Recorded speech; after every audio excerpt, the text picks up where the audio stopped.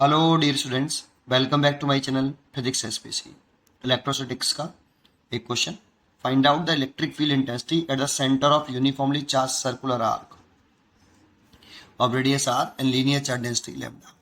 और एक फिगर दे रखा है, ये आर्क सेंटर पर एंगल अल्फा बना रहा है। तो सेंटर ओ पर इलेक्ट्रिक फील्ड इंटेंसिटी पूछ रहा है। तो जानते हो, सबसे पहला पॉइंट इसमें ध्यान रखिए, सिमेट्री के लिए इस एंगल का बाइसेक्टर करिए। आप इस एंगल को बाइसेक्ट करिए सबसे पहले ऐसे, और इसको मान लो एक्स एक्सिस और इसे मान लो वाई एक्सिस। और ये एंगल का बाइसेक्टर पर कंसीडर किया है मैंने, इसीलिए ये एंगल अल्फा बाई 2 और ये वाला भी अल्फा बाई 2 ऐसे। ठीक है, एक पॉइंट। दूसरा, अब इस वाले पॉइंट पर अगर हमें इलेक्ट्रिक फील्ड इंटेंसिटी निकालनी है और ये चार्ज इस पर यूनिफॉर्मली डिस्ट्रीब्यूट है, तो ये कोई पॉइंट चार्ज तो नहीं है। और ये पॉइंट चार्ज नहीं, तो पॉइंट चार्ज का फॉर्मूला तो हम जानते हैं, लेकिन ये पॉइंट चार्ज नहीं, कंटिन्यूस चार्ज है। तो इसे हम थीटा पे जाके डी थीटा का एक स्मॉल एलिमेंट काट लेना चाहिए।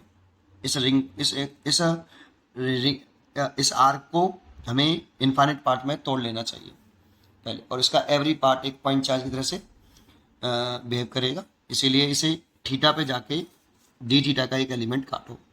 तो थीटा पे जाके डी थीटा का एक छोटा सा एलिमेंट मैंने काट लिया, ये सॉरी। ठीक है, थीटा पे जाके डी थीटा का एक एलिमेंट काट लेते हैं ऐसे। अब देखो, इस डी थीटा की जो ये आर्क होगा, इसकी लेंथ होगी d theta is equal to, अगर इसकी लेंथ डी एक्स मान लें, तो d theta is equal to क्या होगा, आर्क अपॉन रेडियस। तो आर्क हो गई डी एक्स और रेडियस हो गई आर, तो इसकी लेंथ हो गई d x is equal to R d theta ये। और इस लेंथ पर, इस स्मॉल एलिमेंट पर चार्ज लेट कर लिया हमने डी क्यू, जिसे हम पॉइंट चार्ज मान सकते हैं। तो पॉइंट चार्ज मान सकते हैं, तो डी क्यू कितना, तो लेमडा डी एक्स। क्योंकि लेमडा क्या है, लेमडा है charge per unit length, charge per unit length. तो अगर चार्ज पर यूनिट लेंथ है लेमडा, तो 1 मीटर लेंथ पर चार्ज है लेमडा, तो 1 मीटर लेंथ पे चार्ज लेमडा है, तो डी एक्स लेंथ पे कितना चार्ज, तो लेमडा डी एक्स। और डी एक्स की वैल्यू पुट कर ले तो lambda R d theta, D x की वैल्यू पुट कर ले तो डी क्यू इतना चार्ज हो गया। और इस डी क्यू चार्ज को हम पॉइंट चार्ज मान सकते हैं। तो देखो, दोबारा से डायग्राम बना दूँ एक यहाँ ऐसे, ये आर्क है आपका, ये इसका बाइसेक्टर है, ये सबसे इंपॉर्टेंट था, बाइसेक्ट पर ही लेट कर लेना चाहिए आपको ऐसे। ये वाई एक्सिस, ये एक्स एक्सिस। तो मैंने थीटा पे जाके एक डी थीटा का स्मॉल एलिमेंट काटा था, इसको हम पॉइंट चार्ज मान सकते हैं डी क्यू, थीटा पे जाके। ठीक है, ऐसे। और इस पॉइंट चार्ज की वजह से हम इस वाले पॉइंट पर सेंटर ऊपर इलेक्ट्रिक फील्ड निकाल सकते हैं। तो इस पॉइंट चार्ज की वजह से इस पॉइंट पर इलेक्ट्रिक फील्ड निकालें, तो लाइन जॉइनिंग के अलॉन्ग और पॉइंट चार्ज से अभी ये डी ई हो गया बेटा आपका। तो डी ई की वैल्यू कितनी, तो d is equal to k, ये 1/4 proportionality constant into point charge d q over ये डिस्टेंस कितनी है आर, तो आर का स्क्वायर। तो डी इज इक्वल टू आ गया के, इसकी डी क्यू की वैल्यू पुट कर दें तो k lambda R d theta over R square, एक आर से एक आर कैंसिल। तो d E is equal to कितना, k lambda d theta over R, ये आ गया। अब देखो जरा, क्या ये डी ई वेक्टर क्वांटिटी है, तो डी ई वेक्टर क्वांटिटी है, तो इसमें ऐसे बहुत सारे एलिमेंट्स होंगे। क्या उनमें से किसी दूसरे एलिमेंट की वजह से क्या इलेक्ट्रिक फील्ड की डायरेक्शन यही आ रही है, सेम आ रही है? तो अगर मैं कोई दूसरा एलिमेंट लूँ, जैसे यहाँ पे कोई दूसरा एलिमेंट ले लूँ, यहाँ ले लूँ, यहाँ ले लूँ, यहाँ ले लूँ, तो उसकी डायरेक्शन बदल जाएगी। क्योंकि जैसे यहाँ पे एक एलिमेंट लिया तो डायरेक्शन चेंज हो जाएगी। तो डायरेक्शन चेंज हो जाए तो टोटल इलेक्ट्रिक फील्ड कैसे निकालें? ये वेक्टर क्वांटिटी है, तो टोटल इलेक्ट्रिक फील्ड निकालनी होती थी, तो हमें क्या करना पड़ता है, जब भी किसी ऑब्जेक्ट को इनफाइनाइट पार्ट में तोड़कर ऐड करना हो तो हम इंटीग्रेशन कर लेते हैं। लेकिन इंटीग्रेशन तब करते हैं जब जितने भी एलिमेंट हैं, जैसे स्मॉल एलिमेंट कंसिडर किए हैं, उन सबकी वजह से जो इलेक्ट्रिक फील्ड की डायरेक्शन सेम आ रही है। तो क्या सेम आएगी तब इंटीग्रेशन कर पाएंगे, तो सेम नहीं आ रही, तो हम क्या करना चाहिए, हमें फिर इसको तोड़कर इंटीग्रेशन करना चाहिए, तोड़कर इंटीग्रेशन करना चाहिए। जब भी अगर डायरेक्शन सेम आ जाए तो इसका इंटीग्रेशन कर दीजिए। लेकिन अगर डायरेक्शन सेम नहीं आए ऑल एलिमेंट की वजह से, तो पहले इसे इलेक्ट्रिक फील्ड को तोड़ लेना चाहिए। ठीक है, तो डायरेक्शन सेम नहीं आ रही तो इस एलिमेंट को तोड़ लेते हैं। देखो इसको तोड़ें कैसे, बैक कंपोनेंट कर लें इसको। तो ये देखो ये थीटा है, तो ये वाला भी कितना थीटा, इससे इसका एक कंपोनेंट ये आएगा डी कॉस थीटा, और एक कंपोनेंट ये आएगा डी ई साइन थीटा। ऐसे तो देखो इसमें अगर कोई दूसरा एलिमेंट देखेंगे सिमेट्री से, तो ये डी क्यू है, इसकी इस इलेक्ट्रिक फील्ड ऐसे आया, इधर बिल्कुल सेम एंगल थीटा पर अगर एक एलिमेंट इधर मानता तो डी ई ऐसे आता, उसका कंप्यूट करता तो एक इधर आता और एक नीचे आता, तो ये वाले कैंसिल हो जाते हैं। या तो आप कैंसिल कर दो या फिर निकाल भी लो, सीधा निकाल के दिखा देता हूँ मैं। ये आपका वाई कंपोनेंट हो गया डी ई वाई, और ये इसका एक्स कंपोनेंट हो गया डी ई एक्स। तो देखो मैं पहले वाई कंपोनेंट निकाल लेता हूँ, वैसे तो ये कैंसिल हो जाएगा डी एक्स साइन थीटा। फिर ये अगर आपको करना है तो अलग से कर सकते हो, ई एक्स बराबर इंटीग्रेशन, ये एक्स कंपोनेंट निकल के आ रहा है डी ई साइन थीटा, और y component E y equal to integration d E cos theta. वैसे सिमेट्री से दिख रहा है ये कैंसिल होगा, फिर भी आप मैं करके दिखा देता हूँ, आप डायरेक्टली भी कर सकते हो कि कैंसिल कर सकते हो। ठीक है, मैं करके दिखा देता हूँ। अब लिमिट पुट करनी है, तो पहले डी की वैल्यू पुट कर लो।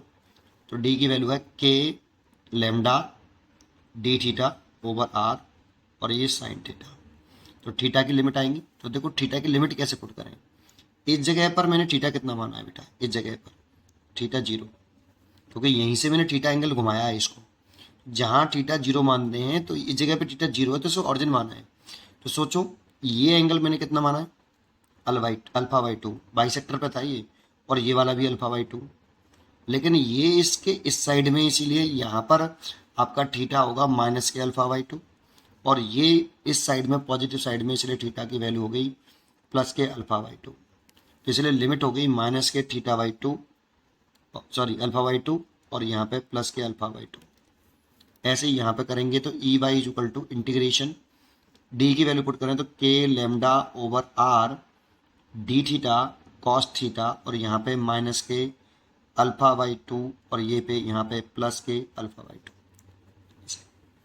इसको सॉल्व कर लो, तो देखो इसको सॉल्व करें तो इसमें कॉन्स्टेंट टर्म क्या है, के lambda by R constant term है, integration sine theta, sine theta का इंटीग्रेशन होता है कॉस थीटा। ऐसे साइन थीटा का इंटीग्रेशन कितना, कॉस थीटा, माइनस के कॉस थीटा होता है, और लिमिट हो गई कितनी, माइनस के अल्फा बाई 2 से प्लस के अल्फा बाई 2। ऐसे ही इसका इंटीग्रेशन कर ले बेटा, E y is equal to k lambda by R बाहर आ गया, और कॉस थीटा का इंटीग्रेशन होता है साइन थीटा, और लिमिट हो गई माइनस के अल्फा बाई 2 से प्लस के अल्फा बाई 2। नेक्स्ट पेज पर करते हैं,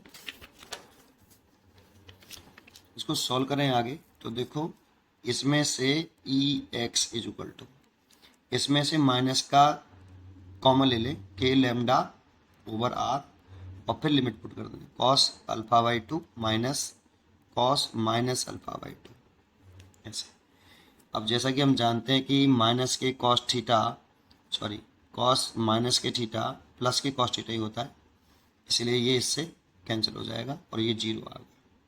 ई एक्स माइनस की कॉस थीटा प्लस की कॉस थीटा होता है, तो ये प्लस की कॉस थीटा ही रहेगा, इसलिए यहाँ पे माइनस ही रहेगा, और ये कैंसिल हो जाएंगे।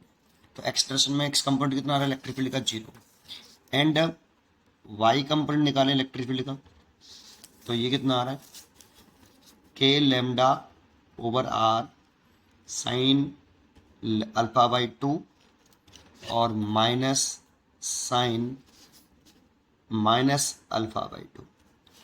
लेकिन आपका साइन माइनस के थीटा माइनस के साइन थीटा होता है ऐसे, इसलिए ये माइनस साइन आगे आ जाएगा।